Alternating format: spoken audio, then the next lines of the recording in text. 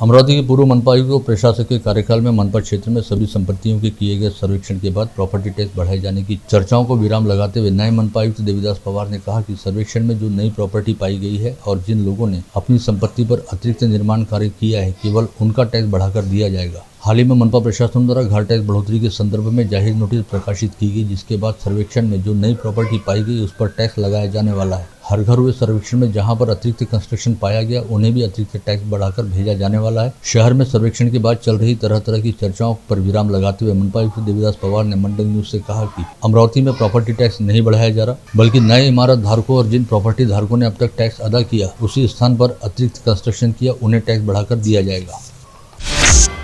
जिले के दो युवा राजनीतिक गपबाजी पलट देते हैं। उनके खासम खास को भी इसकी भनक नहीं लगती। इसमें से एक बडनेरा वासी हैं तो दूसरे अचलपुर वासी। जिला मध्यवर्ती सहकारी बैंक में करीब 1.5 साल पहले विधायक ओम प्रकाश यानी बच्चू कडू संचालक बने और कडू ने सोमवार को हुए चुनाव में अध्यक्ष पद काबिज करते हुए अपने आप को जिले का धुरंधर साबित किया, जिससे सहकारिता क्षेत्र हिल उठा। अलग अलग धड़ों में सोमवार दोपहर से ही शुरू चर्चा अब तक जारी है। नेताओं की अपनी अपनी विचारधारा के हिसाब से प्रतिक्रिया आ रही है। कांग्रेस को यह अध्यक्ष व उपाध्यक्ष का चुनाव जीतने का इतना अधिक आत्मविश्वास था कि कांग्रेस ने जश्न की तैयारी भी कर ली थी। ढोल ताशे, आतिशबाजी, हार फूल व गुच्छे भी आ गए थे। वहीं बच्चू कडू ने ढेपे के साथ मिलकर अंतिम क्षणों तक प्रतिस्पर्धी गुट को मुगालते में रखा। यह भी कहा जा रहा है कि कांग्रेस का अति आत्मविश्वास ही उसकी लुटिया डुबो गया। हालांकि राजनीतिक हलकों में जिला बैंक के चुनाव की बहुत अधिक चर्चा नहीं हो रही और चिरीमिरी के दावे को भी सभी खारिज कर रहे हैं, लेकिन सहकारिता क्षेत्र में सक्रिय गुटों में हो रही चर्चा से यही बात सामने आ रही है कि कांग्रेस की गुटों में बिखरी हुई सहकारिता की राजनीति के विधायक बच्चू कडू ने जमकर फायदा उठाया। गतरोज जिला मध्यवर्ती सहकारी बैंक के अध्यक्ष व उपाध्यक्ष पद हेतु लिए गए चुनाव में अपने नेतृत्व वाले सहकार पैनल के प्रत्याशियों की हार पर प्रतिक्रिया देते हुए विधायक यशोमती ठाकुर ने कहा कि जिले के किसानों ने जिला मध्यवर्ती सहकारी बैंक में कांग्रेस के नेतृत्व वाले सहकार पैनल को स्पष्ट बहुमत दिया था। ऐसे में जिला बैंक के अध्यक्ष व उपाध्यक्ष पद पर सहकार पैनल के ही संचालक निर्वाचित होना अपेक्षित था, लेकिन पैसों के दम पर सहकार पैनल के 3 संचालकों को फोड़कर परिवर्तन पैनल ने अध्यक्ष व उपाध्यक्ष पद पर जीत हासिल की। इसे सीधे सीधे 40 खोखे का असर कहा जा सकता है, क्योंकि चुनाव जीतने के लिए एक एक संचालक को फोड़ने हेतु 1.5 से 2 करोड़ रुपए तक खर्च किए गए, लेकिन ऐसे लोगों को जिले के किसान और ग्रामीण क्षेत्र की जनता कभी माफ नहीं करेंगे। जवळपास 17 ते 20 वर्षापासून ही जिल्हा बँक काँग्रेसच्या ताब्यात होती, पण कालच्या निवडणुकीमध्ये 3 मतं आमची फुटली आणि त्या 3 मतं फोडांसाठी 40 खोक्यांचा इफेक्ट जो आहे तो अमरावती जिल्ह्यामध्येही दिसला। म्हणजे ग्रामीण भागामध्ये शेतकऱ्यांच्या भावनांसोबत हा जर खेळ होणार असेल तर शेतकरी माफ करणार नाही बाबांनो। जे निवडून आले ते असं म्हणतायत की आम्ही शेतकऱ्यांची पोरं आणि आम्ही असं आम्ही तसं। एवढे पैसे 1.5-2 कोटी रुपये एका मतासाठी तुम्हाला कुठून येतात? आमची हिम्मत होत नाही।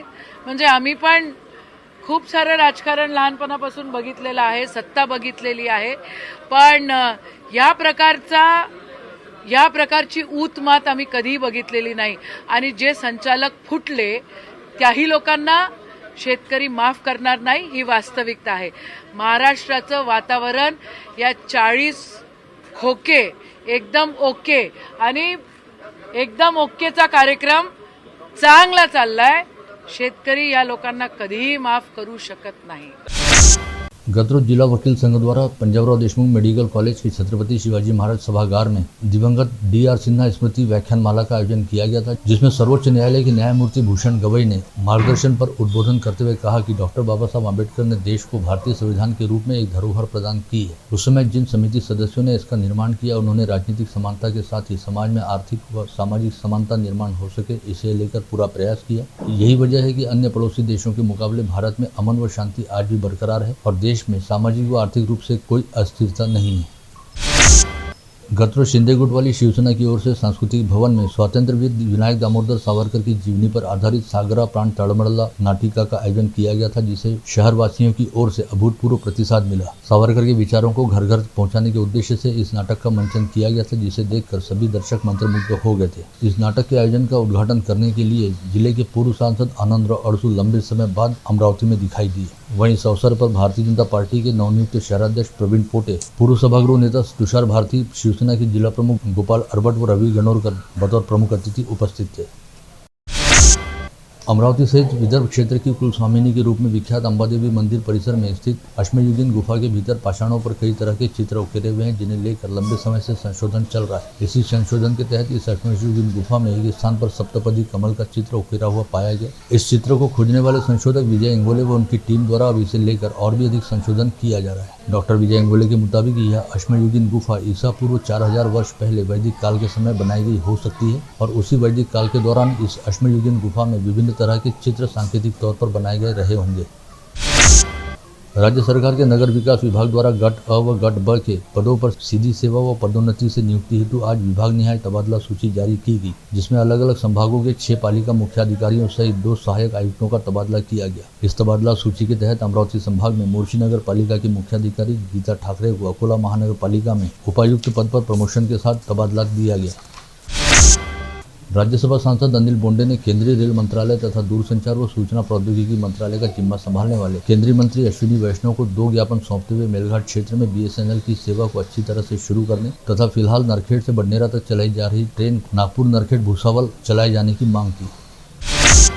राज्यसभा सांसद अनिल बोंडे द्वारा संसद के जारी पावर सत्र दौरान केंद्रीय रक्षा मंत्रालय व नागरिक विमानन मंत्रालय से पूछे गए सवालों को लेकर सरकार की ओर से दिए गए जवाब में सामने आई जानकारी के मुताबिक देश में 52 सैनिक स्कूलों में 1502 छात्राएं पढ़ाई कर रही हैं। साथ ही वर्ष 2022 से 2023 के दौरान अलग अलग हवाई कंपनियों ने फ्लाइट में दुर्व्यवहार करने वाले कुल 100 यात्रियों को नो फ्लाई लिस्ट में डाला है। महाराष्ट्र इमारत व अन्य निर्माण कामगार कल्याणकारी मंडल में कार्यरत ठेका नियुक्त कर्मचारियों के पूर्ववत नियुक्ति करने की मांग को लेकर विधायक रवि राणा एवं स्वाभिमान कामगार यूनियन के जिलाध्यक्ष विलास वाडेकर ने कामगार मंत्री सुरेश खाड़े से मुलाकात करते हुए उन्हें अपनी मांगों का निवेदन सौंपा, साथ ही इस बारे में आवश्यक चर्चा भी की।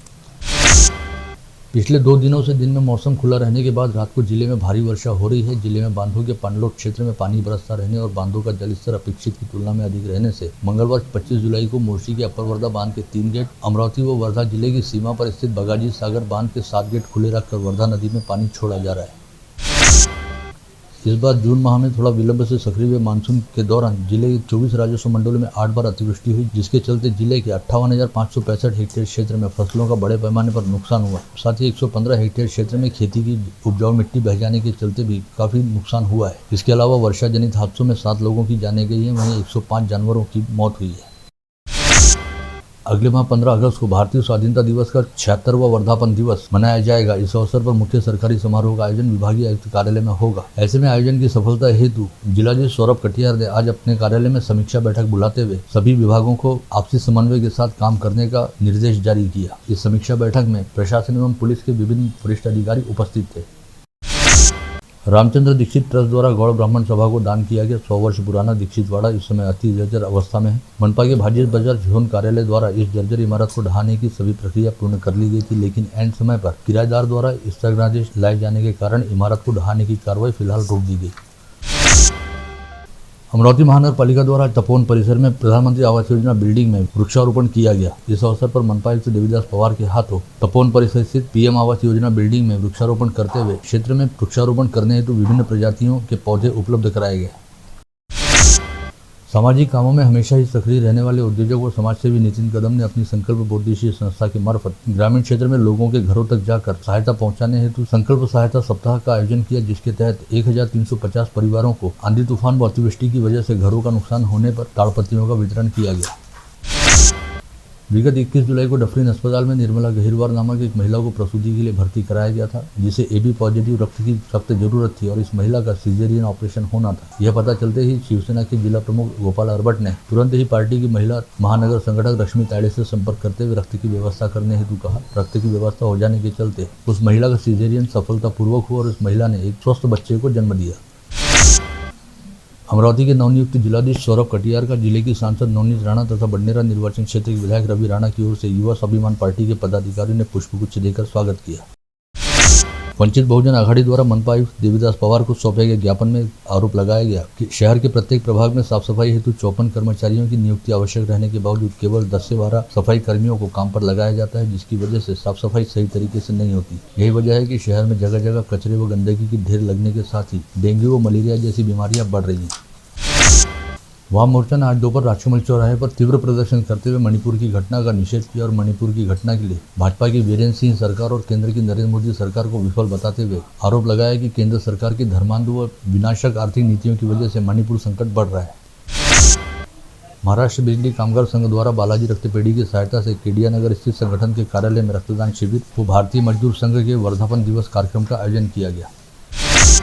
शहर पुलिस आयुक्त नवीन चंद्र रेड्डी ने आज अपने कक्ष में बुलाई गई पत्रवार्ता में बताया कि शहर पुलिस आयुक्तालय की क्राइम ब्रांच यूनिट क्रमांक 1 ने गुप्त सूचना के आधार पर बडनेरा में कार्रवाई करते हुए चिचफेल परिसर निवासी सूरज तिवारी को 35 ग्राम एमडी ड्रग की खेप के साथ अपनी हिरासत में लिया। इस ड्रग की कीमत करीब 3.5 लाख रुपए आकी गई है। वहीं सूरज तिवारी के 4 साथियों की फिलहाल तलाश जारी है।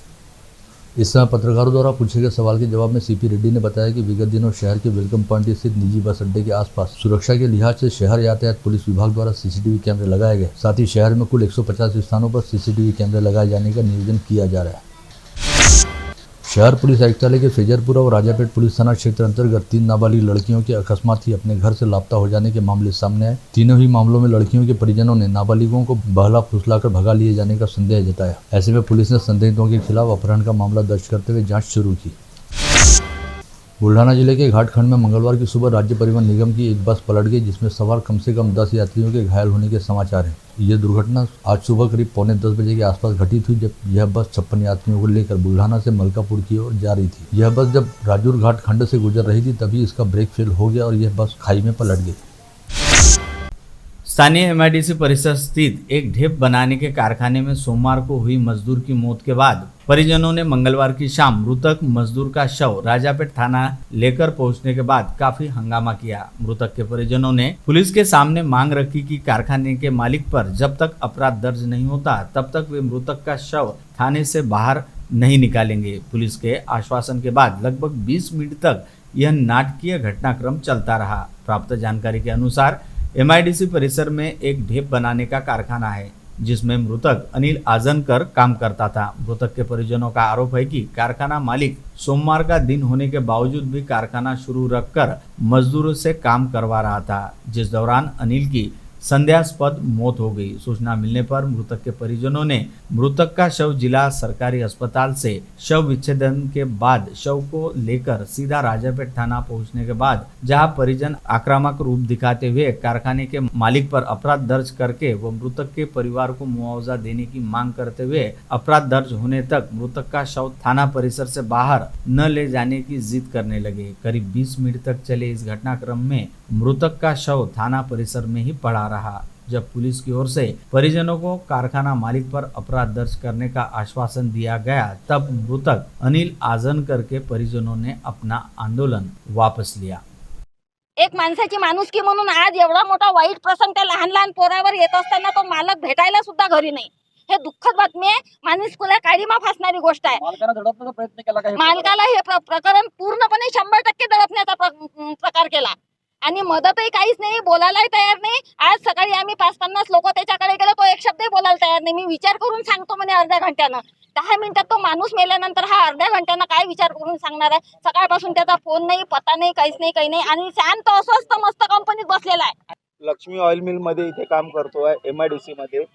हा रात्री काल सोमवारी सुट्टी असतानाही यांना कामावर बोलवलं आहे आणि कामावर बोलवून तुम्ही त्यांच्याकडनं काम करून घेतलं आणि जिथे 4-5 लोकांची मदत हवी असते तिथे त्या एका मजुराकडून तुम्ही काम करून घेतलेलं आहे आणि मजूर म्हणून तुम्ही त्यांच्याकडनं असा दबाव आणून त्याच्यावर काम करून घेतलेलं आहे आणि त्याच्यामध्ये लाईट गेली होती असं मला कळलेलं आहे की ते लाईट गेली होती आणि ते लाईट त्याच्यावर एवढे पोते पूर्ण थप्पी त्यांच्या अंगावर पडली। आता मी स्वतः तिथे जाऊन निरीक्षण केलेलं आहे। आप देख रहे थे मंडल न्यूज बुलेटिन। हमारे चैनल को लाइक करें, शेयर करें और हाँ, सब्सक्राइब करना ना भूलें। कल होगी आपसे फिर मुलाकात, तब तक के लिए धन्यवाद।